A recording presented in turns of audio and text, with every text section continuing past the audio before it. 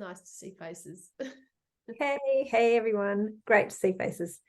It makes our job easier to see faces, especially in the world of AI. It's good to see little real humans. Hello, real humans. Lovely to see you. Hello, hello. All right. Fabulous. Well, we might make a start. So welcome everyone to our monthly Fireside chat. Today is probably one of my favorite topics, which is the mind-body connection and mental health's impact on metabolic health. So really we're looking at how everything interconnects, which is always super exciting and a really missing piece of the puzzle for many, many people.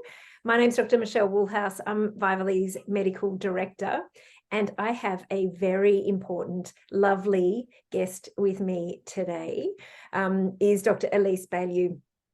I've known Elise for a long period of time, so we're great. We go way back. But Elise is the founder of Mindful in May. So many of you may have actually experienced Elise. It's one of the world's, or is the world's largest online mindfulness fundraising campaign. And Elise is also the author of the best-selling book, The Happiness Plan. So we'll have links to that when we send out this video, if you want to have a look at it again. And I want to start by firstly acknowledging the traditional owners of the land on which we all meet today, which could be all over Australia and New Zealand, and pay my respect to elders past and present. So again, like we always say, pop your video on. It's amazing to see faces. It's really nice to feel like we are all in a community.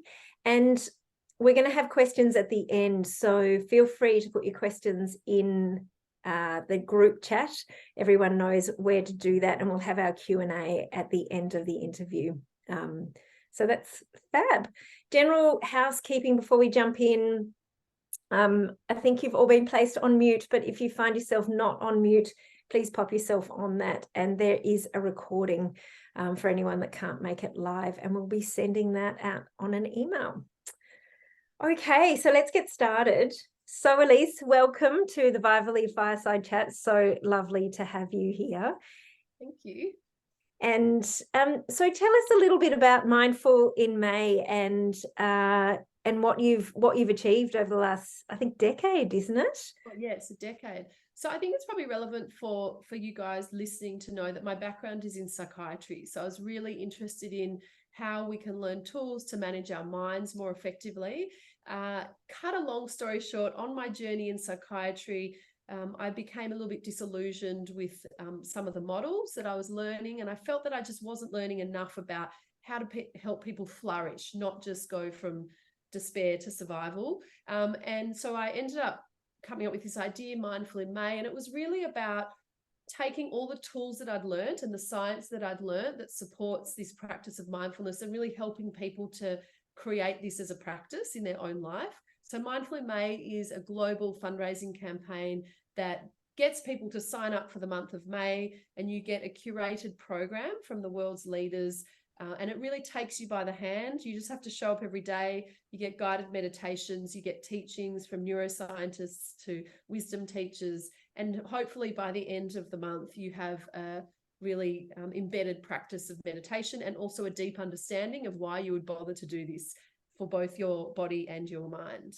It raises funds also to bring clean water to developing countries around the world, because the idea is that, we are global citizens, and doing something good for yourself and then expanding your awareness and being a participant, a participant in helping the world become a better place as well.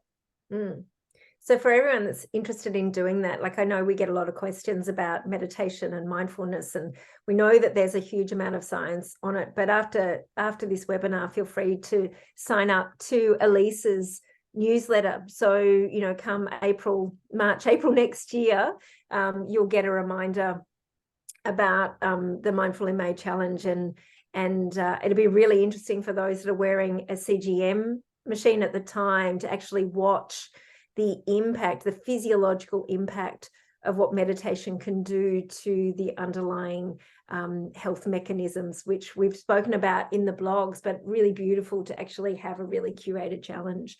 So Elise, tell us more about, what actually is mindfulness and what do we mean? And is it the same as meditation or is it different? Tell us, Yeah, sure. And, I mean, I'm kind of curious to hear your perspective on it as well, because we all have slightly different understandings. But essentially, I guess the important thing to know is that our minds evolved over time and have this incredible capacity to hold the present moment, to plan for the future, to kind of unfortunately go over the past. And without training, our minds are really all over the place. And so mindfulness is really a training of attention.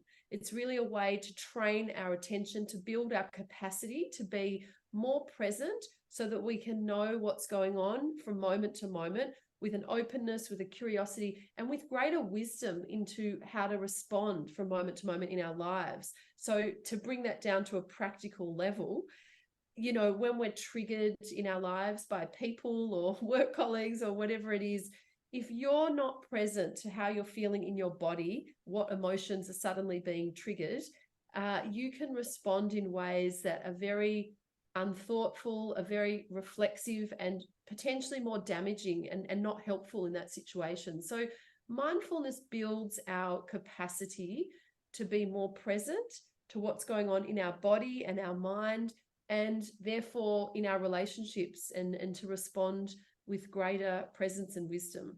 And if anyone's interested, like if I put in my definition of mindfulness too, which I think is always really important, because mindfulness is this really big buzzword, but it actually means so much. And I love Elise's definition that it's attention training. And the other word that I like to play around with is this, it's a newer sort of word called metacognition, which is where we actually are sort of looking and watching and witnessing ourselves live our own lives. And as we develop our metacognition, we've almost got a sort of a witness to our lives. And so when we come up with difficult situations, that metacognition can help us to respond differently and more in tune with our values and who we want to be. So it's a way in which we help ourselves personally evolve. So we all kind of come into our adult life with these patterns that we inherit from the people that cared for us. And sometimes those reactions can get us into trouble. If we're quick to anger or quick to be fearful or anxious, then sometimes that can limit our ability to fully engage in life. And so mindfulness practice and attention practice can give us room from reactivity into responsiveness. And that can help us to stay attuned to ourselves and who we want to be, as opposed to who we kind of came into the world being. So it's a really nice personal evolution practice as well. So I like that. I enjoy hearing other people's perspectives on it. You always learn something, and really nice way of putting it. Yeah, and I think also, sometimes with social media too, there's so much marketed sort of stuff. And what I've noticed with people, it's like, mindfulness, but in fact, it's probably one of the most researched tools for personal evolution. And it's been historically used in multiple different healing systems for thousands and thousands and thousands of years. So I always like to listen to things that are really ancient, because they usually got some merit to it. Lasted the test of time. Yeah, that's right. So let's drill down into the research, because, I think this is really great for people to listen to how much research there is. Because Elise, I know you've looked into, research so much because of your background in psychiatry. Tell us a little bit about what the research is actually saying in terms of how something like a tool like mindfulness impacts our overall health. Yeah, sure. And while I'm answering this, I'd really love for the listeners to think about any questions they've got that they're particularly interested in around the research, because there is so much. So I'm just going to pull out the things that stood out the most to me. So coming from a background of psychiatry, for me, the first entry point was the extraordinary research around mindfulness and mental health. So things like, there were studies showing that there was a meta-analysis that looked at all the studies and looked at people suffering from anxiety. And it showed that that regular mindfulness practice can reduce anxiety symptoms. And that was the case in about 75 to 80% of people. So this can really help with anxiety. Then depression, looked at mindfulness compared to medication. And in a number of trials, it showed that, in fact, a regular 8-week program, pretty structured and intensive, of 30 to 40 minutes of mindfulness a day, had as much effectiveness at preventing relapse of depression for people that had suffered multiple episodes of depression as medication. I want to obviously put a proviso and say, anyone listening that's on antidepressants, don't just come off them. You never do that. But the point being that I think when I was in psychiatry, a lot of colleagues were quite skeptical many years ago. Oh, this is a bit soft, but the research shows that it's not at all soft. So that's kind of in the mental health arena. And then if you're looking at sort of the metabolic, the more physical well-being, there's so much research around so many different things. But let's just talk about the immune system. So we know that there's been studies looking at a group that didn't do meditation, just had some education about managing stress, and then compared to a group that was doing this 8-week meditation mindfulness program. And what they did is they actually gave them, and some of you may know this, it's quite a famous study, but they gave them a flu shot at the end of the 8 weeks, and they took blood tests and actually looked at the antibody production. And they found that the people that had done 8 weeks of mindfulness had a stronger immune response, which is a good thing. So they were developing more antibodies, had a stronger immune response. And we know that mindfulness supports the immune system to function more effectively. And I think then if we look at, I really think the key thing is around sort of stress and chronic stress, and how mindfulness through the mind-body connection alters that state of stress and brings that level down, and then the runoff benefits of reducing your stress levels. So in the area of inflammation, we know that chronic stress leads to increased cortisol, leads to a high lot of inflammation in the body. And inflammation is bad. We know it contributes to multiple chronic illnesses, diabetes, cardiovascular disease, obesity. So mindfulness can reduce inflammation in the body, and therefore protect, reduce risk factors towards these chronic illnesses. There was a study that completely blew my mind. This was a number of years ago, which looked at inflammation and meditation.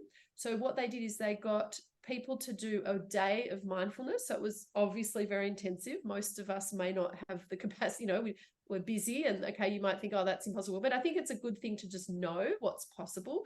And they took blood tests at the beginning of the day and the end of the day, and they actually found a change in genetic expression.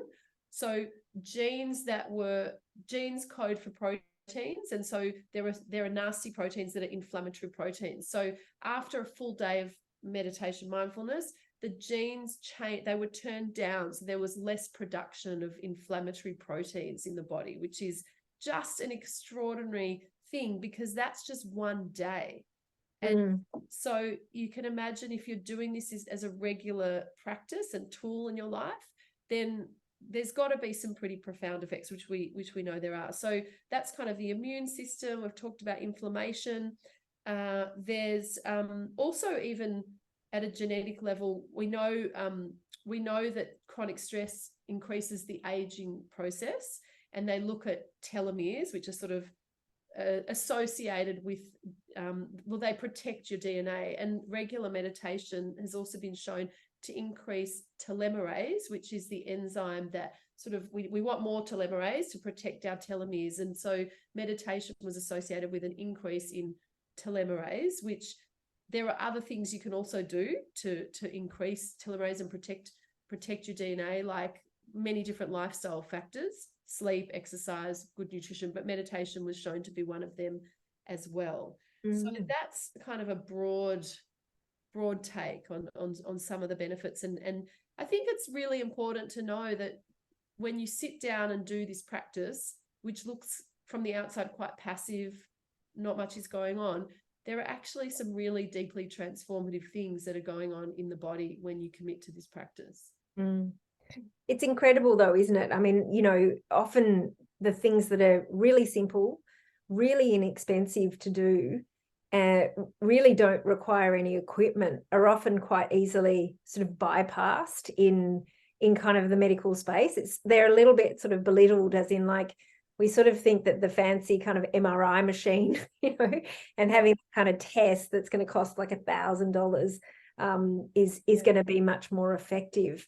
But you know, the other thing that I was going to say to back up Elise's things, which is fascinating, but also a lot of the research that's showing about depression these days is how much inflammation of the brain is associated with depression, which I think not many people actually realize, that depression is actually caused by whole systems inflammation.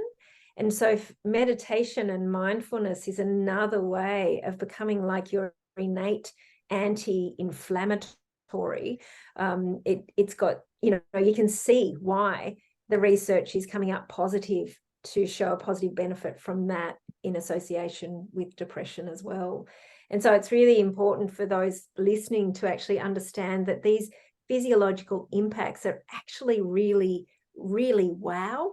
What Elise kind of says, like, you know, you're sitting there passively focusing on attention, and it's lowering blood pressure, it's dilating your blood vessels, it's reducing down your respiratory rate, it's taking pressure off the heart, it's lowering depression, it's increasing incredible proteins that protect and help you to live longer. So it's so lovely that the research is showing us what these ancient, you know, yogis and Buddhists and indigenous elders have known for many, many thousands of years. And they're probably sitting there watching us going, yeah, we told you so. So long. So. Yeah. But so, yeah, can I just add to that yeah, really to just emphasize the incredibleness of this research. So, because when I heard all of this, I was in the process of psychiatry, you know, and I'd been studying the brain and really deep into the brain and mental health and mental. And when I saw this research, it literally bowled me over. I mean, it literally catalyzed a complete change in my career path. And I don't say that lightly. I'm doing this full time now because I have so much conviction about the fact that it works. And through Mindful in May, we have thousands of people doing that every year. And we've actually done some research on the program as well, which is probably relevant for your listeners to hear, because the great thing about it was we wanted to answer, how long do you need to meditate to have any benefits? Because that's the real problem here. It's much easier to take an aspirin than to sit down for 10 or 20 minutes a day because we're all so busy. But the great part of the research we did was that it showed that even 10 minutes a day, if you commit to that daily, that's enough to bring benefits. We didn't use blood tests or MRIs, so I can't speak to the sort of structural physical changes, but we did find benefits for people, particularly around emotional management. And we used what's called the flourishing scale. It was a self-report, but there was very significant benefits that people experienced just from doing 10 minutes a day, which I think is a great takeaway for people. And so if you were to share a success story where focusing, you know, on mental health actually helped someone's physical health or vice versa, like, can you drill down and share with us, like, on a practical level of what that might look like for someone? Yeah. Look, to be honest, because the space that I'm in is more the mental health space, I see a lot more cases of kind of this practice completely transforming people's lives from that perspective. But there is one that stands out, which is more sort of not metabolic, but it's physical. There was a woman who signed up to Mindful in May, tragically, after her husband suddenly died of a heart attack, and she was left with 2 young twin babies. And she was a total, as you can imagine, just not coping, just in such grief. And she had gone to a doctor and psychologist. She really was having a huge amount of trouble sleeping. So we know that sleep is like essential to everything. It's one of the most important things. And she just could not sleep, insomnia, just a mess. And she was not into meditation. She'd never meditated before, but I think her doctor knew about Mindful in May and said, just try it. Like, you've got nothing to lose. And she did it. And she committed to the 10. I think she did like bonus meditations as well. So she really committed to it. But it completely, I mean, she said, thank God, like she started to sleep again. And then other parts of her life, really improved as well. Of course, I'm not saying it's just Mindful in May and just 10 to 20 minutes of meditation, but she said she was doing lots of different things, and that practice was an absolute game changer to help her get her sleep back on track. So that's kind of a physical example. Yeah, absolutely. I mean, I think, I could put in a physical example as well. When I was speaking with Professor Craig Hassard, who has been running the mindfulness teaching program for medical students for I don't know how long, like 15 or 20 years. And we were presenting together at a conference years ago, like a decade ago. And it was interesting at that stage, like I would often try and get people to sort of change their lifestyle habits and then move on to meditation, like, look at their diet, look at their exercise program, and kind of, alleviate some of the stressors from a person's diet, such as sugar and alcohol and caffeine, to sort of help the body to stay calm and do exercise so that they could meditate. But Craig, who was so impassioned by meditation, would recommend doing meditation as the first intervention, and then that would then lead his patients to naturally make better food choices, better exercise choices, and improve sleep, etc. So for me, it's one of kind of the 4 horsemen, 4 pillars of overall, personal empowerment, but health intervention. And where you start is really a personal opportunity. So for this lady that you gave an example of, Elise, like that was probably all she could do, having 2 kids at home. And so when the kids were asleep, that's what she could do as a different intervention, which makes such a powerful relationship shift. And so I think it doesn't, like wherever you start heads towards that holistic care as well. So it's so important and so transformative, really.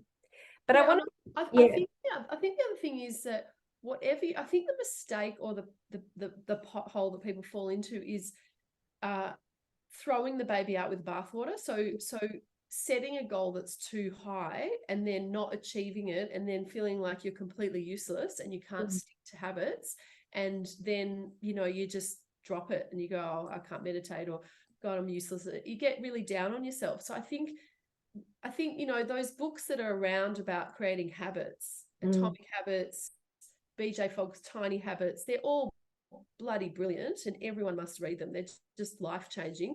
But I think the key message in them is to really start small. And I think that was really what inspired me to do Mindful May, because there was lots of programs around looking at the research was always based on 30 to 40 minutes of mindfulness a day. And I was doing that, but I thought, it's just not manageable for some people. Literally, like a mum with, 3 kids under the age of 3, it's just impossible. So what about those people? And then through doing that and breaking it down and looking at other research around behavior change, I really found that I think starting small is kind of key, I think. Yeah.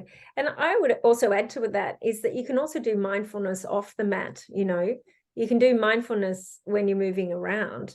Thich Nhat Hanh, a beautiful, beautiful meditation, a mindfulness teacher who only recently passed. He had a beautiful monastery and community in France, wasn't it? In the south of France at Plum Village. And he would often talk about mindfulness, when you're washing the dishes, and mindfulness when you're chopping up your vegetables, and mindfulness in the shower, or mindfulness when you're playing with your kids, like to be really present and use key strategies to maintain attention on the present moment has a really powerful impact as well.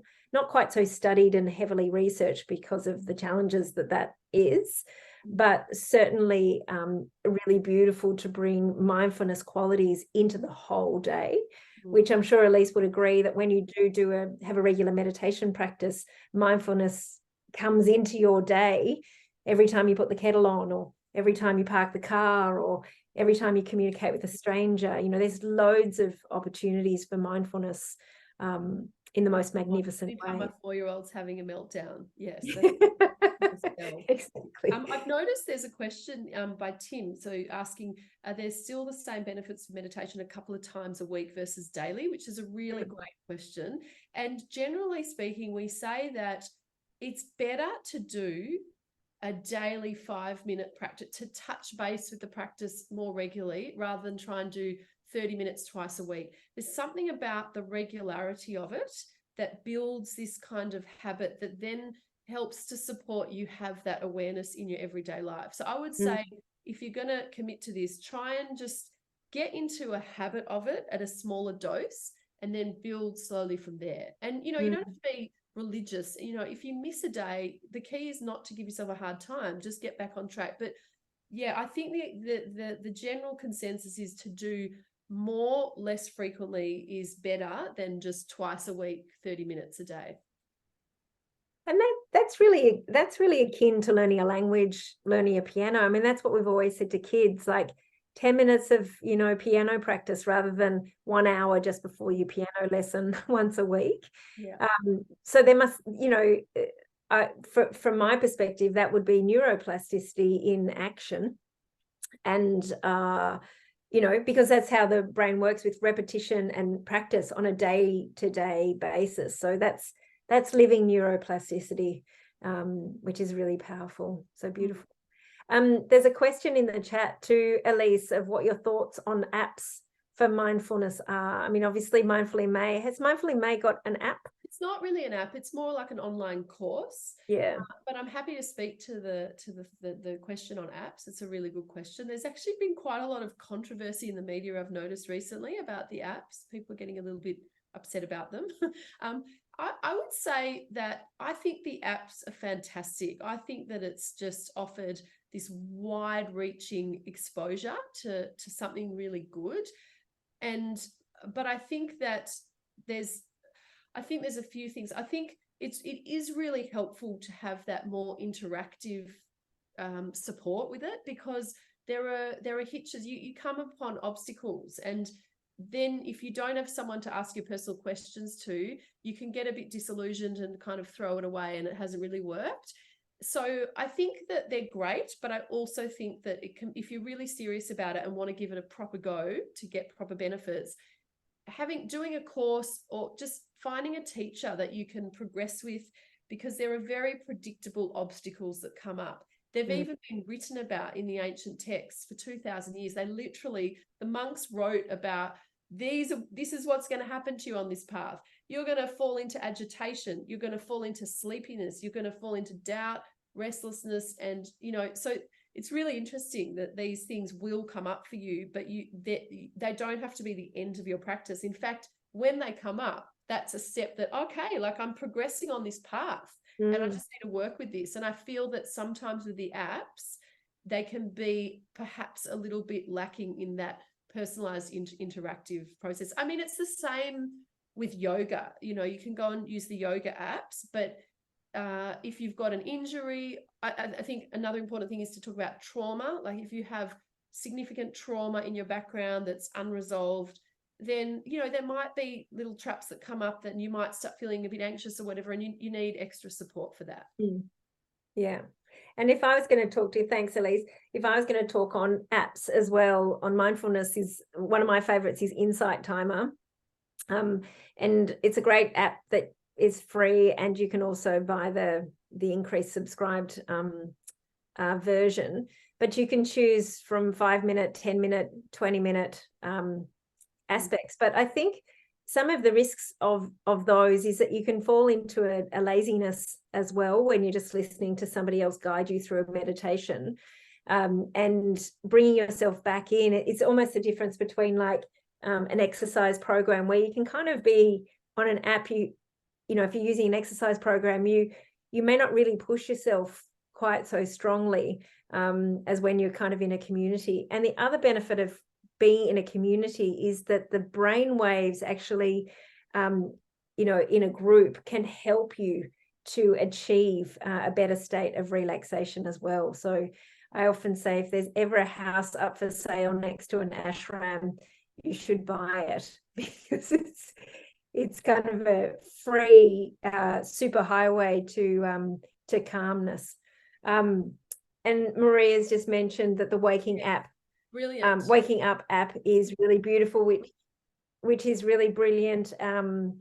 And there's also one for children called Smiling Minds, which is nice age-based appropriate apps to get children involved in their spoken at that language. So yes, there's you've kind of got to suck it and see, and finding the voice that you like is also really, it seems to, for me, really important.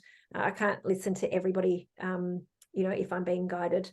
There's certain people that wouldn't be there to relax me. So what's your tips? I mean, we've spoken a little bit about tips for starting, but maybe if we can talk a little bit more into some of the early hesitancies or resistances or pitfalls on somebody's journey into finding, this mind-body exercise. Yeah. So I think, first of all, if we just bring it down to its most basic level, then you don't even need apps. I mean, it's a good idea to have apps and guidance because it's like training wheels, but essentially it's like we just have to focus the mind. So we have to find something to focus the mind on. So traditionally that begins with the breath, the breath, the feeling of the breath in your body. So we can all just sit here, and as I'm talking, you can just like locate the breath, become aware right now of the breath in your body, and just notice that, and notice the kind of sensations that are there. And that's what you're going to focus on in your meditation. And so every time your mind wanders, you're guiding the attention back to the breath. And the reason we're using the breath is because it just happens to be a consistent experience that's happening in the body that you can turn to at any moment. So that's the practice, essentially. I mean, it's as simple as that. I think the biggest resistance is restlessness, because we are all so overactivated in our daily lives. We're really riding on that sympathetic nervous system, and there's this pervasive underlying agitation that we all have.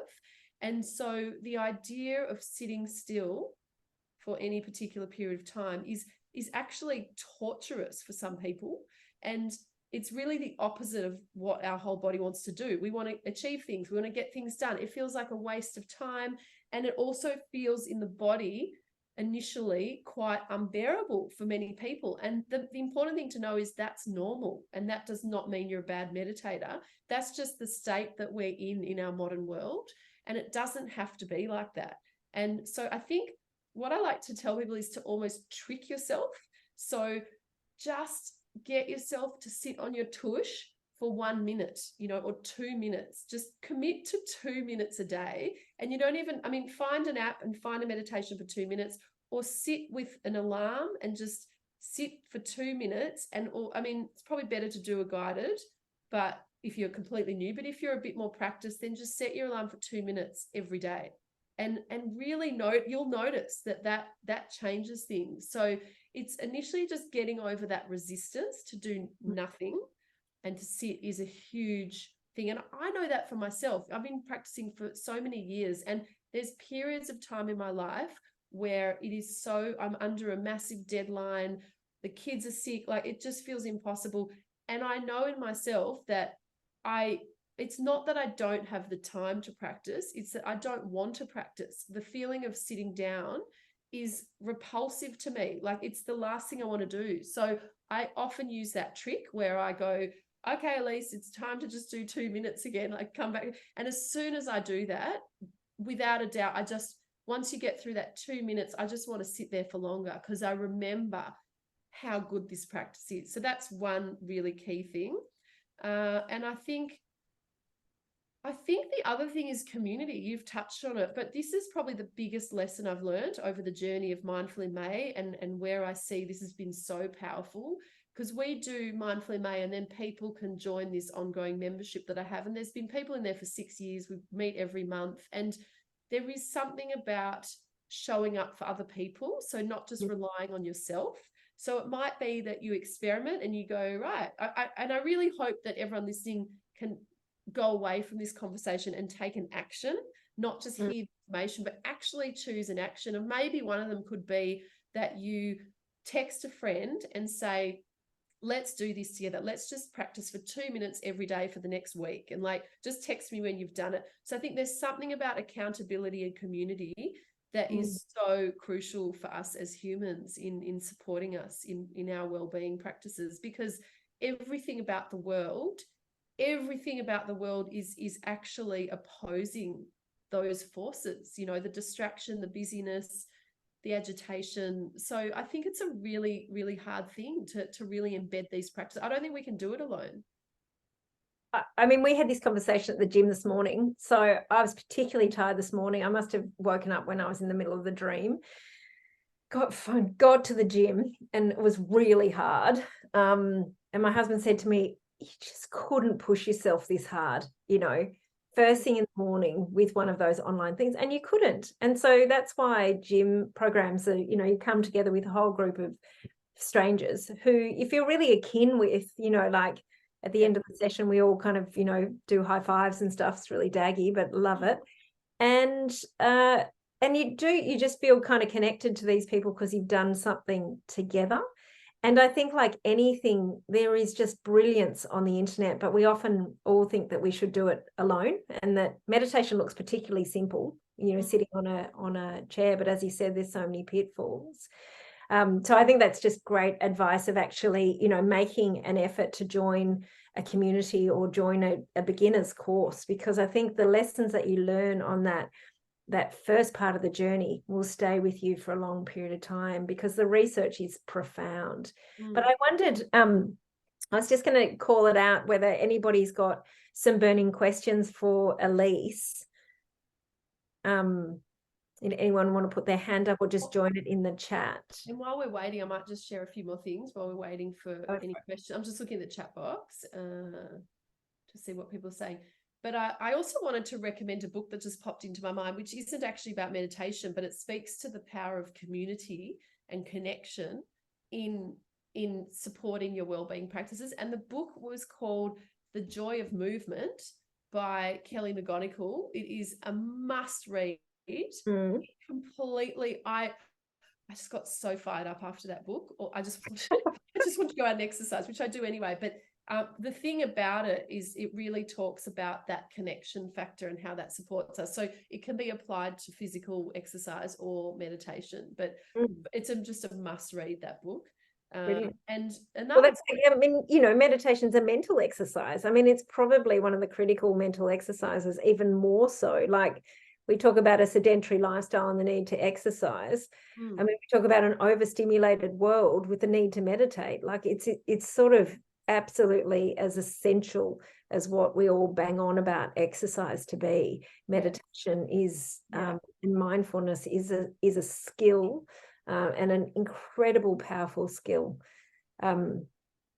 David's question, I can see. David's question, mindfulness versus meditation, which we touched on. What's the difference, or are these just interchangeable terms? I'd love to hear your perspective, but my perspective on that is that meditation is a word that describes, I like to use the analogy of sport. So sport is a word that talks about some kind of physical activity, and meditation is a word that encapsulates some kind of mental activity that is in service of reduction of suffering.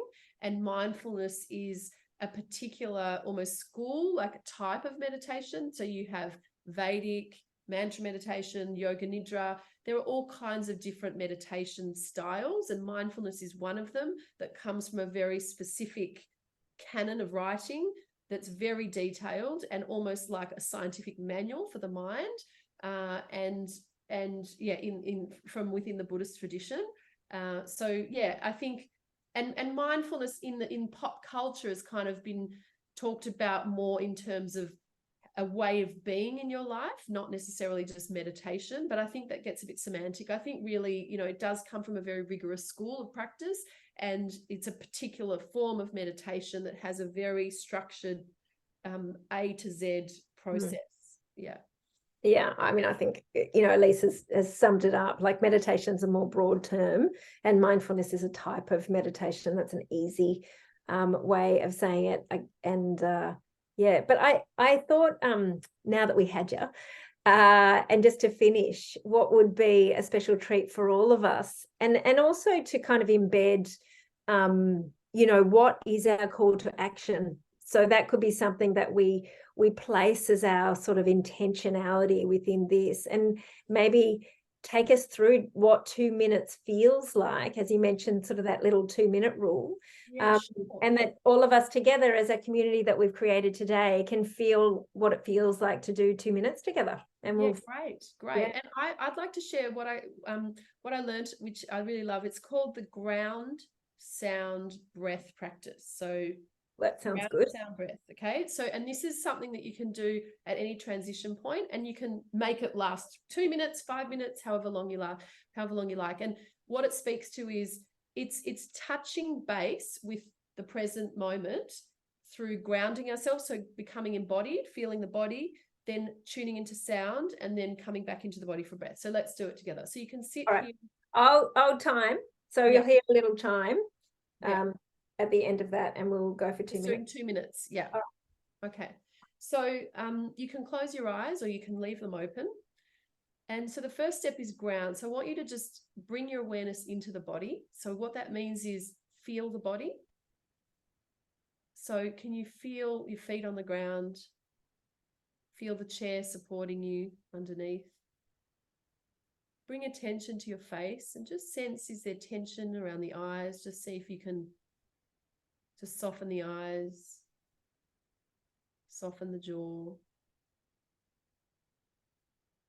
And then bring awareness into the body as if you're filling up a vase with water, and you feel from the inside out. Do you notice any areas of tingling within the body, or warmth, coolness? So you're really getting embodied in this moment. And then we're going to expand our awareness and just touch base with sounds around us. So this is connecting with the environment in the present moment. Might notice cars in the distance, or just might be silent. So that's the environment connection.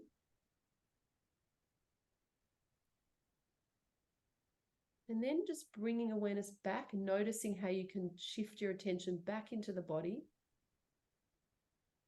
And just touching base with the breath. So just noticing where you feel the breath in this moment. Might be the sense of expansion of the ribs with the in-breath, and then notice how it just falls away with the out-breath. And just resting with the breath for 5 breaths or so.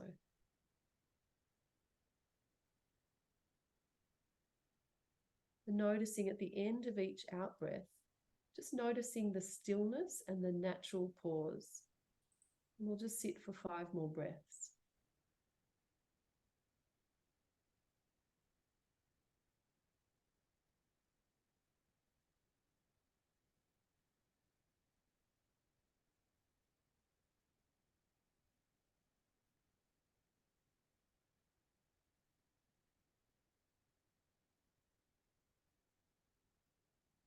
And then just gently opening your eyes.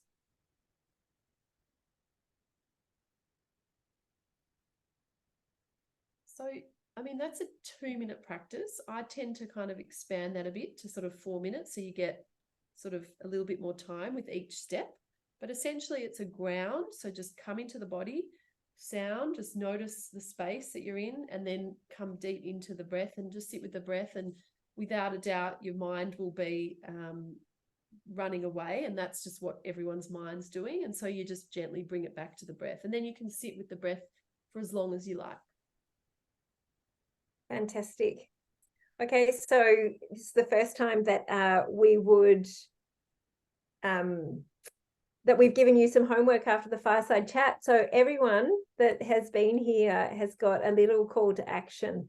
How can we bring, a 2 to 4 minute practice into our lives? So really what I would encourage you to, just take this sort of pensive, lovely quality, and even the sense of that quality that comes just from sharing 2 minutes of reflection, and really, use that quality to stay with that reflection time, and then work on a beautiful, way in which we can bring this all into our lives. So I just wanted to thank Dr. Elise Bialylew. Spectacular fireside chat for everyone, and thank you so much and for coming on our chat. I'd love to have you back, and we'll post the Mindful in May links to our Facebook group. And thanks everyone for coming, and you'll get a copy of this recording. If they can't wait till May, then the happiness plan is sort of a manual that takes you through Oh, the fantastic. month, and has guided meditations connected to it as well that they can access. Fabulous. Okay. Thanks so much, everyone.